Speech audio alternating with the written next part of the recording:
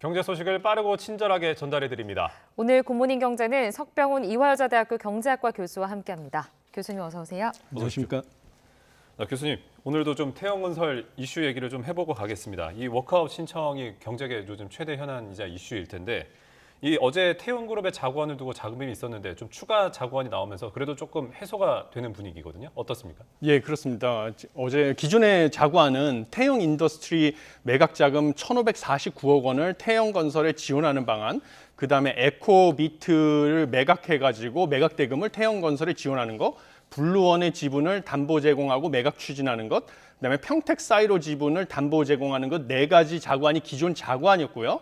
그다음에 이번에 추가 자구안을 발표된 것은 TY홀딩스 지주사죠, 태형그룹의 오너 일가가 보유한 지분 33.7%도 필요시에 담보 제공하겠다는 것. 그다음에 SBS에 대한 이 지주사 TY홀딩스의 보유 지분 38.1%도 필요시에 추가로 담보 제공하겠다라는 것과 그다음에 또 다른 계열사인 SBS 미디어넷 같은 다른 계열사를 활용해서 자금을 조달하겠다 하는 세 가지 추가 자구안을 제시를 했습니다. 그리고 기존에 문제가 됐던 채권단과 태형그룹 간의 갈등의 소지가 됐던 태형 인더스트리 매각 대금 1,549억 원 중에서 890억 원이 원래는 TY홀딩스의 연대보증 채무를 갚는 데 썼었는데요. 그거를 갖다가 8일 날 TY홀딩스가 뒤늦게 태형건설이 직접 투입함으로써 지금 채권단과 태형그룹 간의 문제의 소지가 다 제거가 된 것으로 보입니다. 네, 금융당국은 물론이고 주채권은행인 산업은행도 이번 자구안에 대해서는 좀 긍정적인 분위기가 나오고 있습니다. 아무래도 이제 태형건설의 워크아웃 좀 가능할 거라고 보십니까? 어떻게 봐야 할까요? 예, 지금 마지막 고비는 11일에 채권단 협의회에서 전체 채권단의 75%를 동의를 받아야 되는 마지막 절차가 남아 있습니다. 네. 그런데 아무래도 주채권은행인 산업은행에서 이제는 성실하게 의무를 이행할 것이다라고 보고 있다라고 긍정적인 평가를 하고 있고요. 그다음에 무엇보다도 금융당국과 채권단이 지금 진정성 있는 자구 노력을 전제로 연대보증 채무 유예를 비롯한 폭넓은 지원을 추가적으로 약속을 한 것, 이것이 좀 긍정적인 신호로 보고 있습니다. 지금 TY홀딩스가 태형건설에 연대보증을 하고 있는 게 약 2,700억 원 규모인데요. 그런데 이 연대 보증을 유예해 줄 수 있다는 당근을 제시한 것으로 봤을 때 지금 11일 채권단 협의회에서 75%의 동의를 얻어가지고 워크아웃 절차에 들어갈 것으로 보고 있습니다. 자, 이 태형건설의 워크아웃 신청 이후에는 사실 부동산 프로젝트 파이낸싱 이 전체에 대한 좀 우려가 커진 상황인데 어떻습니까? 워크아웃 개시가 이런 시장의 우려나 이런 좀 걱정들을 좀 달랠 수 있을까요? 예, 저는 달랠 수 있다고 보고 있습니다. 왜냐하면 이번에 만약에 태형건설이 법정 관리에 들어가게 되면요, 물론 이 법정 관리에 들어가게 되면 모든 상거래 채권 유통이 막히게 되기 때문에 지금 전국의 태형건설 아파트를 분양을 받은 분양자들뿐만 아니라 협력사들까지 다 피해를 보는 게 불가피했고요. 그 다음에 금융사들까지 대규모 충당금을 적립해야 돼서 손실이 크게 늘어나고 건설업계에 대한 투자 심리가 얼어붙어서 중견 중소건설사가 유동성 위기에 처할 가능성이 컸었습니다. 그랬는데 이런 문제가 해소가 됐고요. 그렇지만 이것으로 부동산 PF 위기가 완전히 끝난 것은 아닙니다. 하지만 이번에 올해 경제정책 방향을 발표를 하면서 정부가 많은 대책을 포함을 시켰습니다. 가장 대표적인 대책이 일단 현재 85조 원으로 돼 있는 유동성 공급 프로그램을 갖다가 필요시에 100조 원으로 늘리는 방안을 포함시켰고요. 그다음에 한국토지주택공사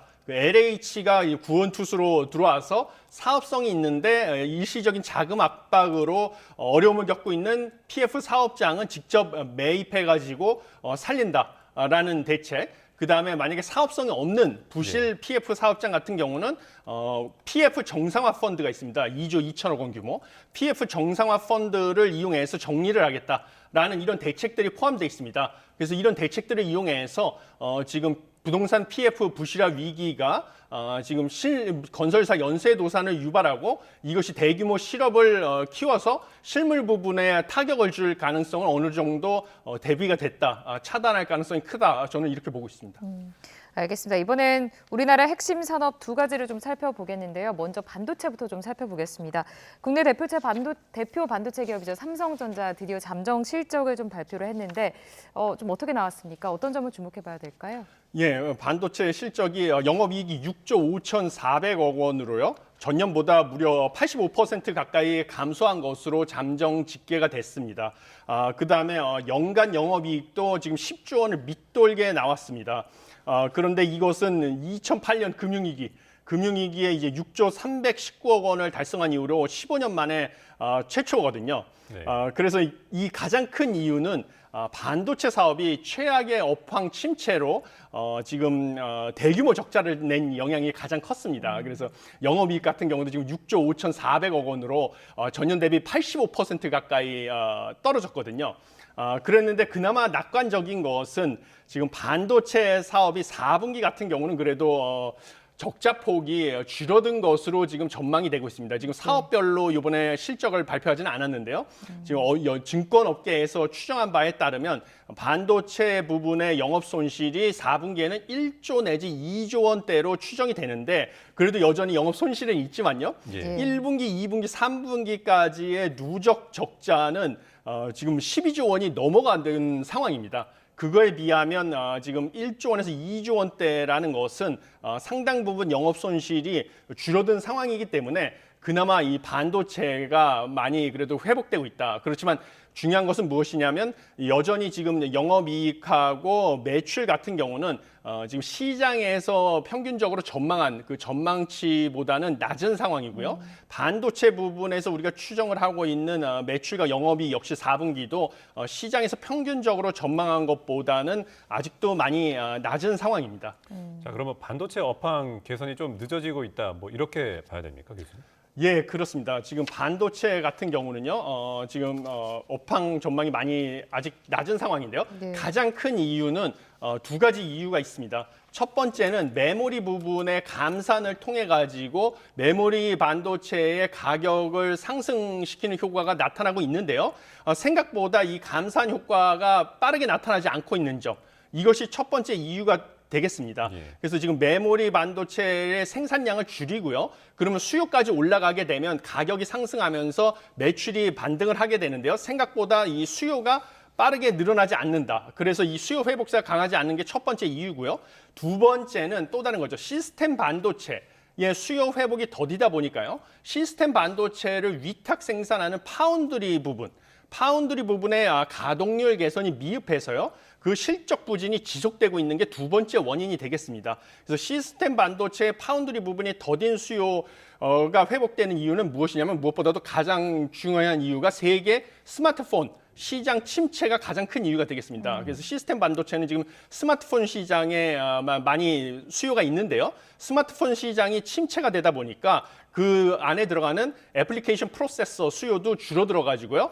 당연히 시스템 반도체가 필요가 없으니까 시스템 반도체를 위탁 생산하는 파운드리의 가동률이 생각보다 빠르게 개선되지 않고 있다. 이 두 가지 이유로 반도체 업황 개선이 예상보다 느리게 진행되고 있고 이것이 4분기의 반도체 실적이 시장 전망치보다 낮아서 삼성전자의 전반적인 실적도 시장 전망치에 못 미치는 그런 결과를 얻게 되었습니다.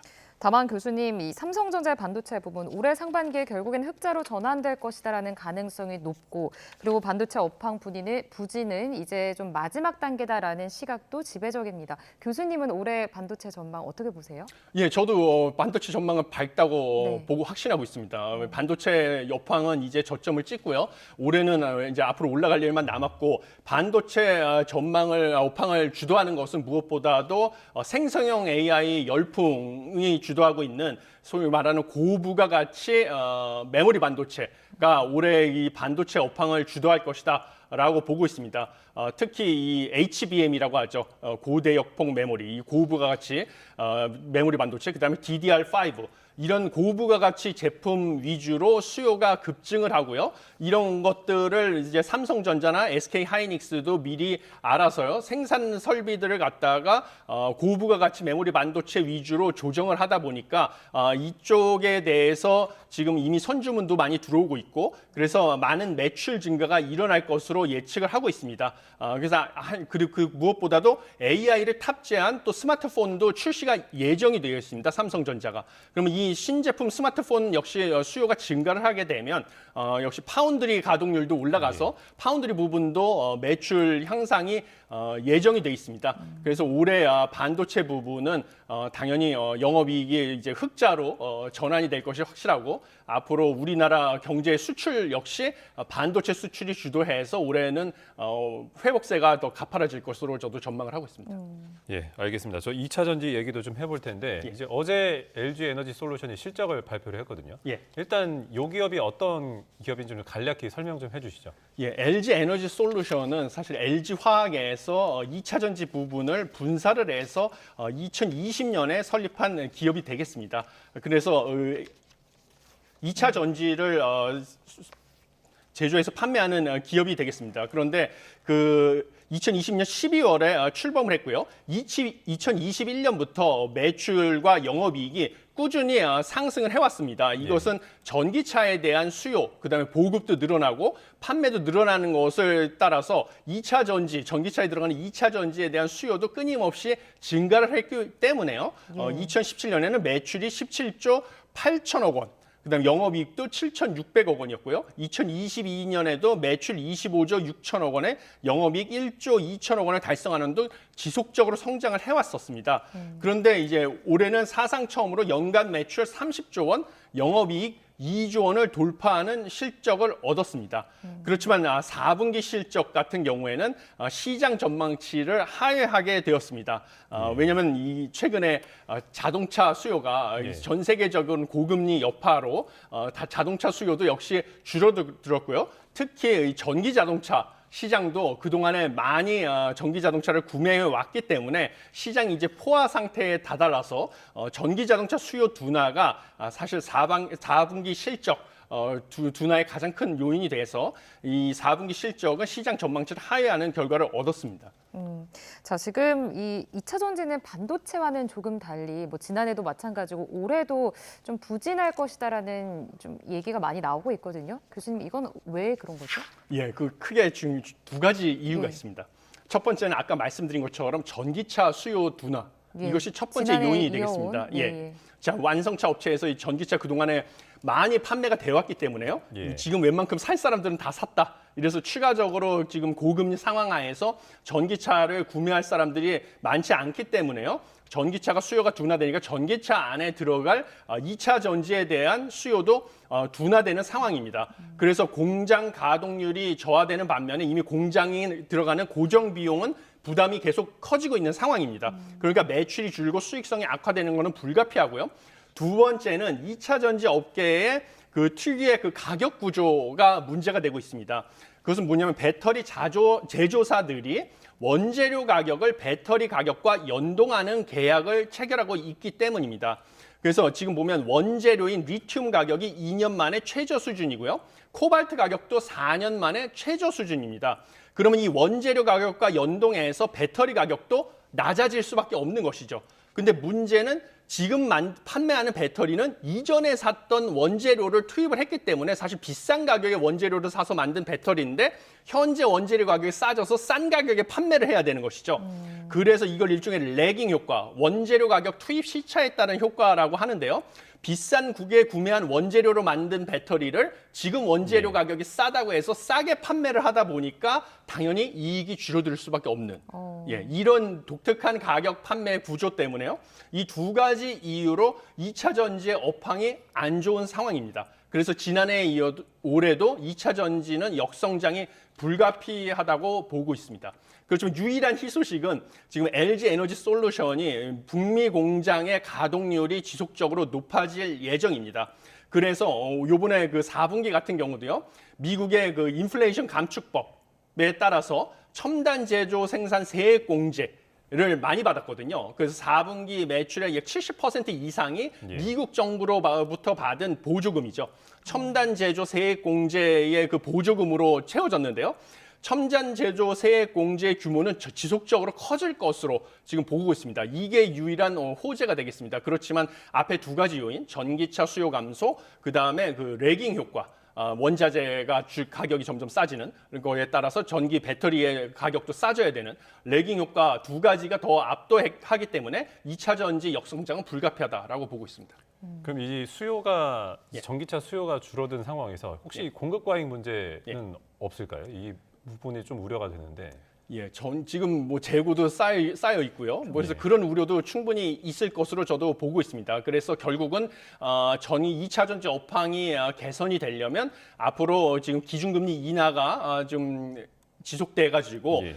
수요가 살아나는 수밖에 없습니다. 그래서 내구재 수요가 살아나려면 기준금리 인하가 단행이 되고 그래서 기준금리 인하가 단행하면 소비와 투자가 늘어나서 경기가 다시 호황으로 접어들어야만 자동차를 교체하고자 하는 수요가 증가할 수밖에 없거든요. 그런 상황이 다다라야만 예. 다시 전기차 수요가 늘어나고 그다음에 2차 전지도 업황이 개선이 될 것으로 전망이 되기 때문에 그때를 대비해서 뭔가 신제품 개발이나 고부가 가치 제품 개발에 연구 개발에 대한 투자를 늘리는 이런 전략을 취해야 될 것으로 보입니다. 네, 알겠습니다. 자, 끝으로 해외 증시 상황도 좀 짚어보겠습니다. 반등 하루 만에 뉴욕 증시가 다시 혼조세로 마감을 했습니다. 지금 좀 방향성이 잘 안 보이는 것 같은데 교수님 어떻게 보셨어요? 예, 그렇습니다. 지금 무엇보다도 오늘 혼조세를 보인 가장 큰 이유는 다음 날 나오는 12월 소비자 물가 지수를 앞두고 관망세가 커졌기 때문입니다. 그리고 12월 그 소비자 물가지수 발표 결과가 연준의 3월 달 기준금리 결정에 큰 영향을 미칠 것으로 보이고 있기 때문입니다. 지금 12월 소비자 물가지수 전년 동월 대비 상승률은 지금 시장 전망치는 3.2%로 전망을 하고 있어서요. 11월 달에 3.1%보다는 올라갈 전망입니다. 예. 반면에 근원 소비자 물가지수 상승률, 변동성이 큰 식료품 에너지 가격을 제외한 것이죠. 이것은 전년 동월 대비 3.8%로 전망이 돼서 11월 달 4.0%보다는 낮아질 것입니다. 그렇지만 연준에서 통화정책의 효과를 보는 것은 식료품 에너지 가격을 제외한 근원 소비자 물가지수 상승률 전망치가 효과를 보여주는 것이기 때문에 예. 근원 소비자 물가지수 상승률 전망치가 둔화된다는 것이 더 희소식이다. 저는 이렇게 보고 있고요. 만약에 그게 사실이면 뭐 연준이 3월 달에 기준금리를 인하할 것이라고 저는 여전히 보고 있지는 않습니다. 네. 그렇죠. 5월 달에 기준금리를 인하할 가능성은 점점 커지고 있다. 저는 이렇게 보고 있고요. 그래서 근원 CPI 전년 동월 대비 상승률이 11월 달보다 낮아진다고 하면 뭐 미국의 주가가 상승할 가능성은 크다. 여전히 이렇게 보고 있고요. 그다음에 뭐 여러 가지 그 기술주 관련해서는 테슬라 같은 경우는 일론 머스크 최고 경영자의 마약 복용 의혹 등으로 2% 이상 급락을 했고 이것이 전기차주들의 하락을 유발을 했습니다. 그다음에 엔비디아 같은 경우는 1.7% 상승해서 사상 최고치를 역시 경신을 했는데 이것은 중국용 반도체 칩 대량 생산이 2분기부터 시작된다는 소식, 그다음에 성능이 개선된 그래픽 카드를 발표한 거, 이런 것이 호재가 되다 보니까 생성형 AI 관련 반도체주들이 가격이 상승을 한 이런 결과가 나왔습니다. 알겠습니다. 오늘 굿모닝 경제는 여기까지 듣겠습니다. 지금까지 석병훈 이화여대 대학교 경제학과 교수와 함께했습니다. 교수님 고맙습니다. 고맙습니다.